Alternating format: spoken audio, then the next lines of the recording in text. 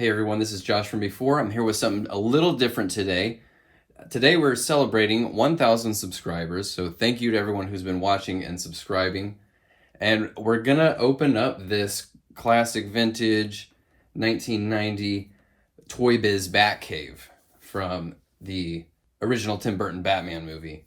This is something I had as a kid, and it was really the first like significant playset that I had before even like the Ghostbusters Firehouse or the Ninja Turtle Sewer playset. This was the one that started it all for me, and I got to tell you how I came across this. I've been thinking about getting one of these for a long time, and it's really hard to get a complete one because it's got all these catwalks and platforms and stuff that everyone lost, over the past 30 years, myself included.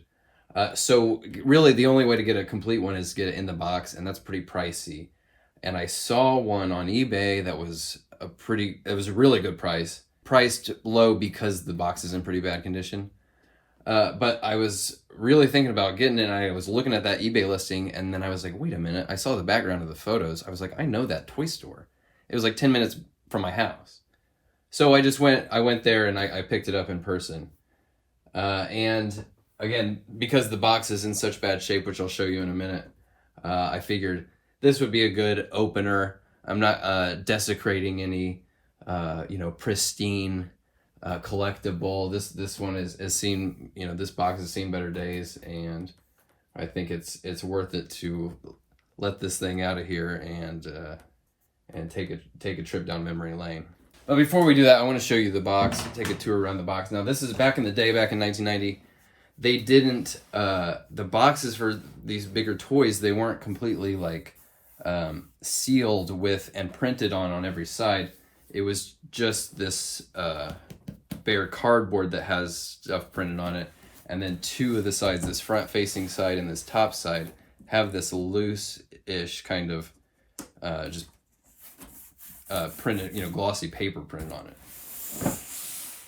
So the box here shows a photo of the playset put together. Both these sides are just like so. The back, this is where you can really see how beat up it is. A lot of this is rubbed off. But it shows the back of what the playset looks like.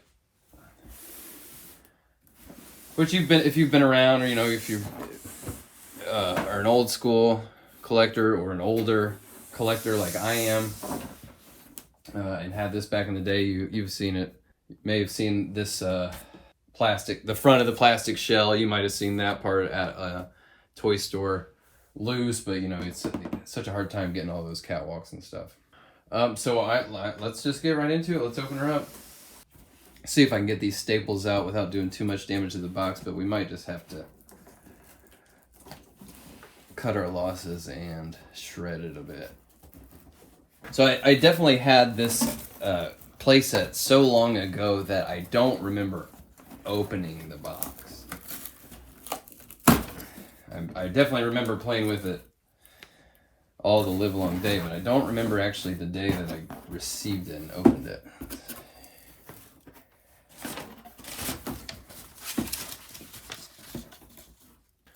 So here's the instructions. Clearly this box got wet at some point. Hopefully there's not too much water damage in here.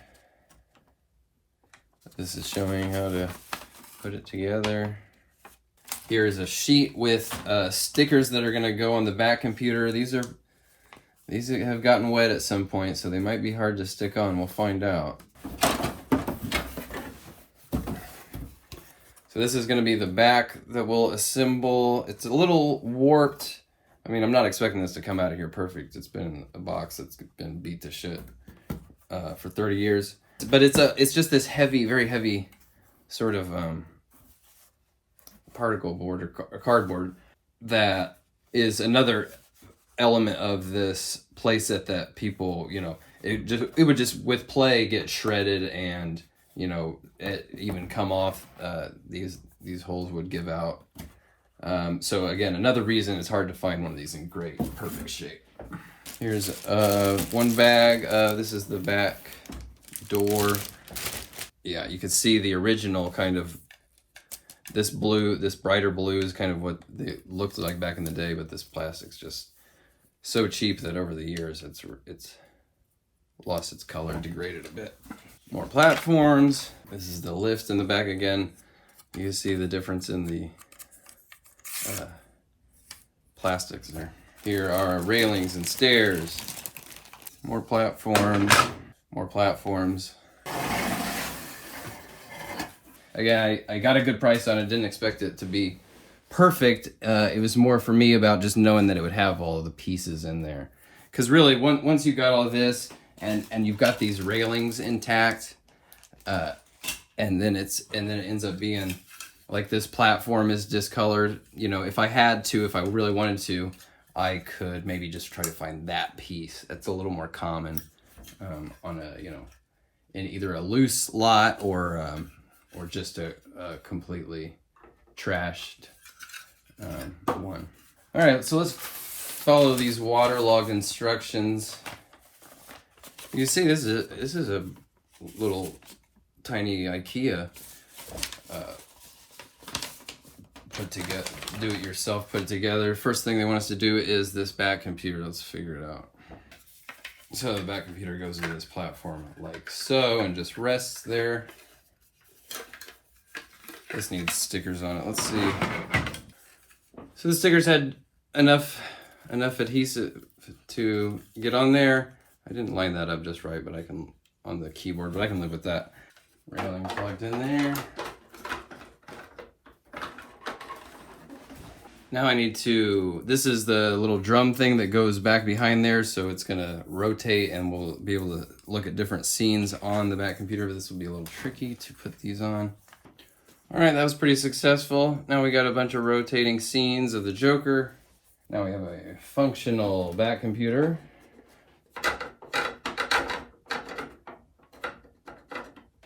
All right, now I gotta put this stairway together with this little catwalk under it. Folds like this, these little guys clip on to the stairs. Railings go into the stairs. You gotta be careful when you're going upstairs, even if you're Batman. The railings are important because he built his hideout in a giant cave with just drops into infinite blackness, so you gotta be careful. These platforms are one of the things I loved about it back in the day, because it basically, you know, any toy that had pieces that you could remove as if, you know, they are damage, you know, dino damage, you know, they kind of like can be just, you know, they're destructible. So Joker can be here, whoa, you know, you get the picture. Okay, now we got to put this back piece together. This is going to be maybe tricky. We'll find out. So we're looking at the back now. You can see where that drum went. Let's see what we got to do here. So what we need to do is put this jail door assembly.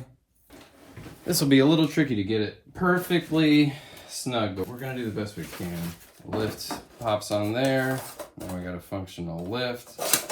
That made this a little snugger here too, which is nice. So what I got to do now is basically I got a bunch of these little pin things that I got to push into all these little holes to secure it to the back. So obviously all this stuff's a lot more delicate now than it was back in 1990, but you can see what a pain in the ass it was to have to put together some of these play sets, and then just the element that this, you know, cardboard could be permanently destroyed in the assembly process. Things like these delicate railings, a lot of places for potential disaster. Although the nice thing about pinning this in is this, hopefully it'll kind of push some of this warped cardboard back into the proper shape. Here's a little door that we're gonna put together like so. Is that the right way? Okay, I missed a step and had to take it apart. I gotta punch this thing through here because this is gonna thread onto this platform. Okay, now we're talking. All right, there's our back side here. This is pretty rad. We'll go through all the functionality here. So we've got this jail cell door. So if Batman captures an enemy, just push a button and boom, there he is. Now, obviously this is meant to be part of the Batcave playset, but for me, when I was playing as a kid, this this backdrop here, you know, it's got these pipes with this slime on it. Doesn't quite look as much like the Batcave. I would use it more as a Ace Chemicals kind of playset. So Batman comes, you know, he can take the lift up here. And we have this platform here where Jack Napier can fall to his demise. And then, of course, you have him, you can retrieve him through this door here, but I would always have him kind of emerge after his fall wait till they get a load of me. He's transformed. Especially, this works especially well if you had a Sky Escape Joker, which had the color change head. If you dunked it in water, he turned into a skin tone. Dunked it in water again, and he would have white. And then this is a nice little swinging door. I would use this mostly as if you had like quick change Bruce Wayne that had his separate pieces of the Batman costume. I would kind of put him back here, like this is where he goes to get changed. So it's pretty cool back here, but it's not the main draw for me, and it's really an area I'm not gonna see too much of in the future because the display side obviously is this right here.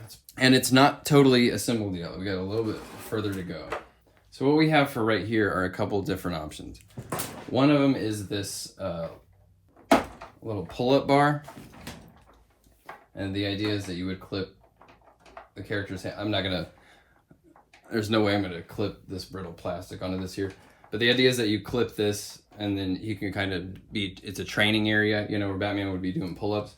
The way I would use it actually back in the day is I would, to mimic the scene where Vicky Vale wakes up and Bruce is like hanging upside down, I would do it like that, basically, to recreate that. But this can also pop out and, carefully, the other option for this is this spool with a rope on it so that a character could go sort of down further into the cave, sort of do some spelunking, and then theoretically that's supposed to...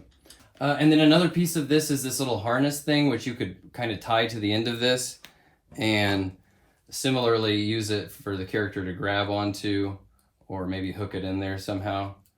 And when you pull it back up, it will bring that whole harness with it, theoretically. I'm not gonna put that kind of weight on it, but... and then the final piece here is going to be these chairs, which Toy Biz was kind enough back in the day to give these characters knees so he can sit in his chair and review back computer files. And then there's this boulder up here, which is carved out to fit real snug right there, but I would also actually use it as like a rock fall would kind of come. Somebody would get trapped in this, they would have to get out somehow. Or you could have it just falling, like there's a, I don't know, earthquake in the Batcave or something. But when you take it off, there's actually great vertical space up here to, continue stacking characters. So there's a lot of places for characters to stand in this play set, which is a huge plus. And then, like I said earlier, things like this, these platforms are destructible more, in a sense. They got dino damage and big fights in the Batcave could cause destruction. But that's also part of why it's so damn hard to find a complete one of these. These are the things that everyone loses. So this is obviously really cool, especially if, like me, you had this back in the day. This is definitely a trip down memory lane.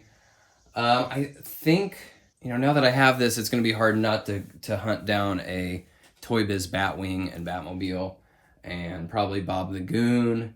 That Sky Escape Joker, I would love to have that. He's kind of expensive now. So we'll see how far down this rabbit hole I go. Maybe if I hit another milestone, another 1,000 followers after this, maybe I'll get one of those vehicles and open it up. Anyway, guys, appreciate you all watching the channel and leaving comments. It's been great to connect with you and meet some of you guys. And I'll have a lot more content coming down the road. So thanks again for watching, and I'll see you on the next one. Bye.